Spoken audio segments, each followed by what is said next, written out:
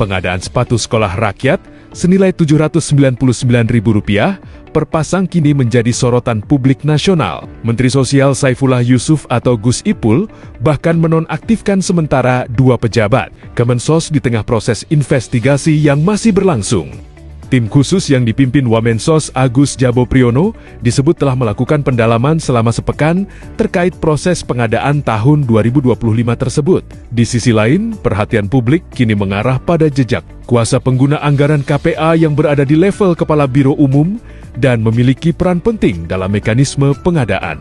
Kasus ini membuka kembali pertanyaan besar tentang transparansi, tata kelola anggaran, hingga efektivitas pengawasan dalam proyek pengadaan barang pemerintah, khususnya program pendidikan dan bantuan sosial. Publik kini menanti apakah investigasi ini akan berhenti pada pejabat teknis atau justru mengungkap rantai pengambilan keputusan yang lebih luas.